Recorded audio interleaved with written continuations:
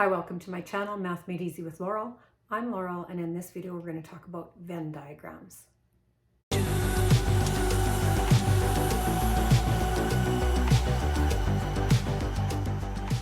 If we take a look at a two-circle Venn diagram, this square represents the whole population, so that could be a classroom of students. And in this circle that represents set A, we have a certain number. And in this circle, we have another set that represents some characteristic, and that has a certain number. And those two circles may overlap. For example, if we looked at a classroom of students, this represents the whole number of students in the classroom. And maybe A represents the number of students that like rock music. And maybe B represents the number of students that like country music.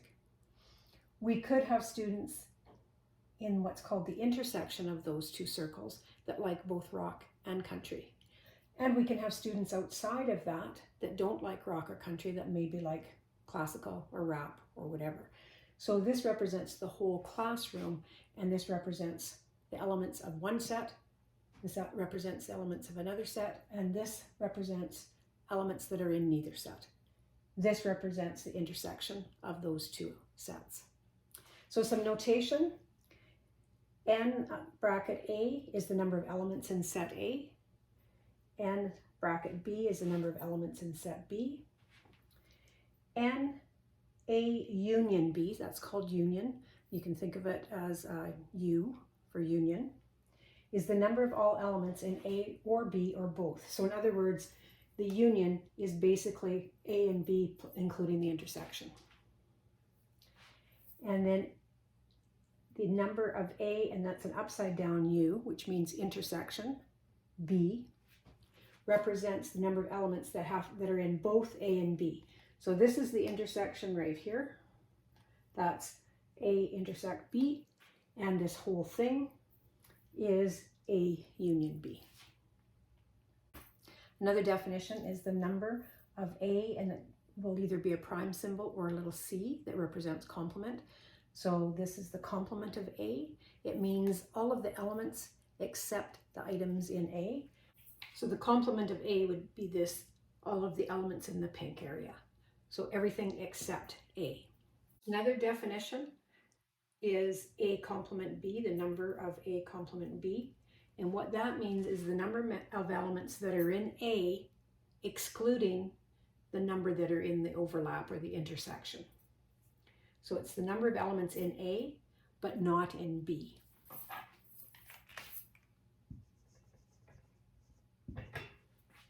So remember, the number of elements in A would include that intersection or that overlap. The number of A complement B would just be the number in A, but not including the number in the elements in B.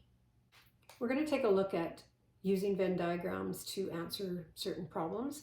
And in order to do those questions, we're going to need this subtraction rule that I talked about in the last video. If we're asked to find the union of A and B, so that's everything in A and B and both, the way that you're going to find that is you take the number of elements in A, add the number of elements in B. The problem is, when you do that, you've added this amount of elements twice. So you have to subtract the number of elements in the intersection of A and B. So you don't want to count that number twice. So number in A, number in B, add those, but subtract that intersection. Let's take a look at some examples. A typical question that you might see is like this one. In a particular neighborhood, 15 homes have swimming pools, 21 homes have hot tubs, 4 homes have both, and 30 homes have neither. How many houses are in the neighborhood? So we're going to start off with a Venn diagram where the square represents all of the homes in the neighborhood. This circle that I've labeled S represents the number of homes that have a swimming pool. This circle represents the number of homes that have a hot tub. And then outside of that are the homes that have neither.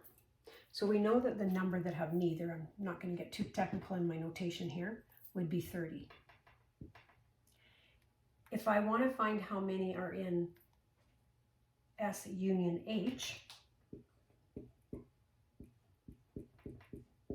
can take the number in S, the number in H, and minus the number in the intersection.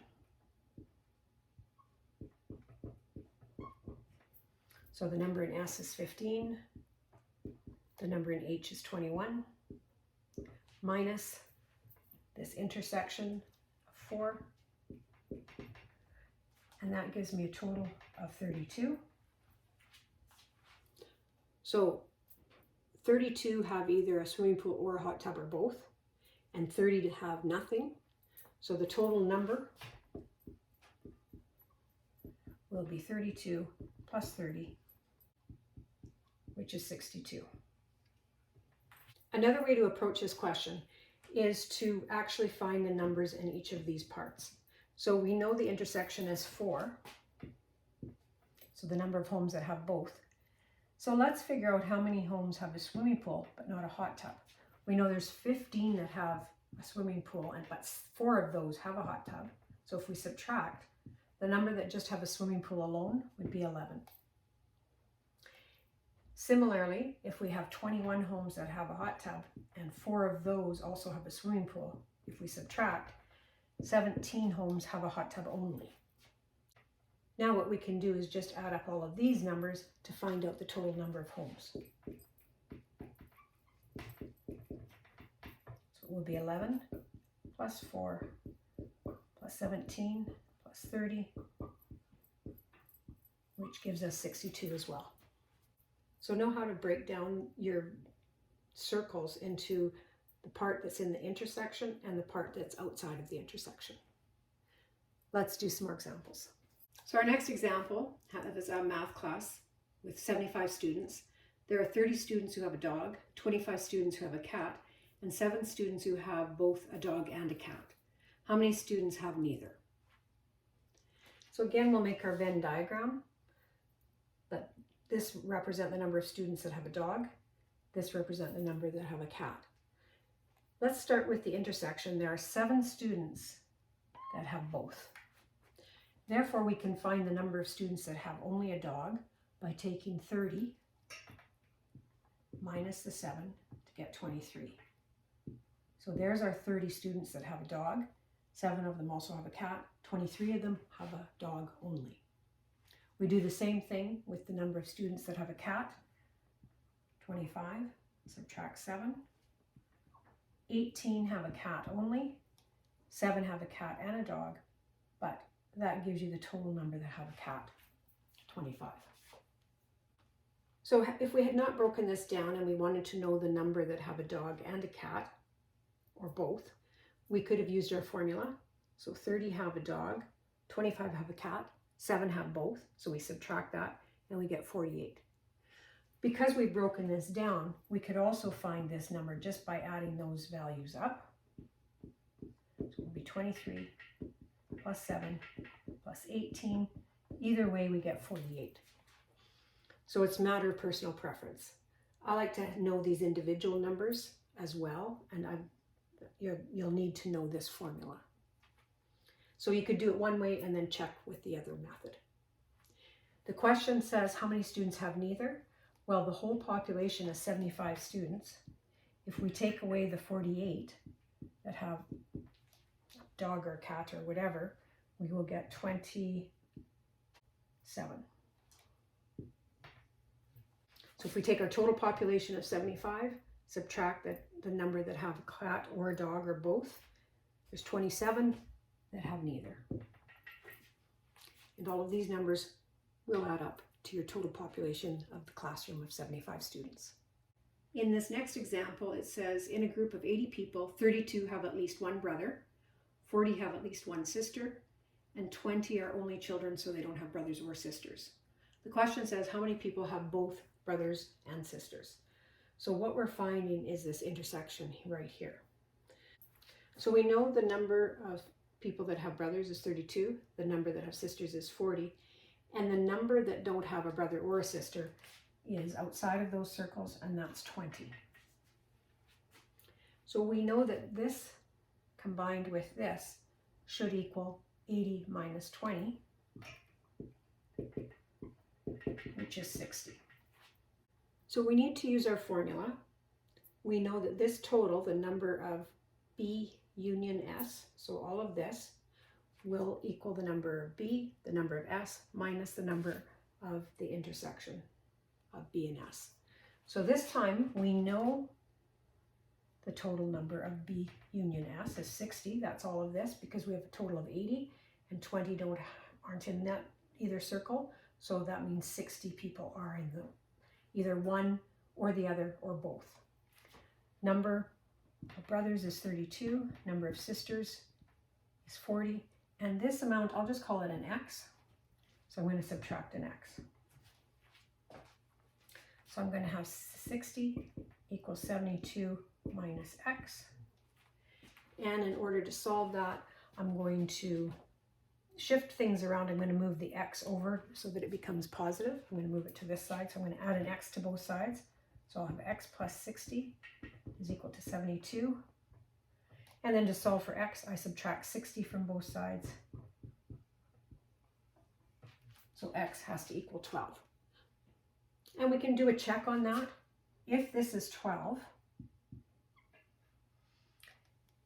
that means that the number in just B alone, but not the intersection, would be 32 minus 12 would be 20.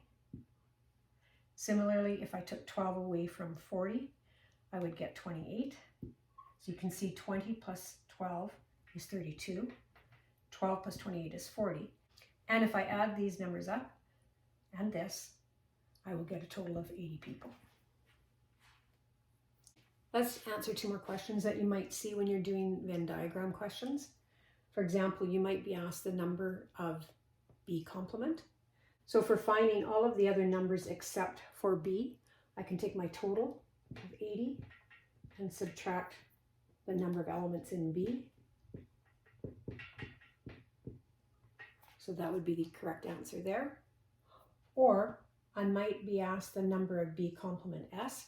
So that means the number in B excluding the overlap. So it would be the 20. It would be 32 minus 12, which is 20. So you might see questions worded like this. In the next video, I'm going to talk about Venn diagrams with 3 circles, and we'll do some more examples there.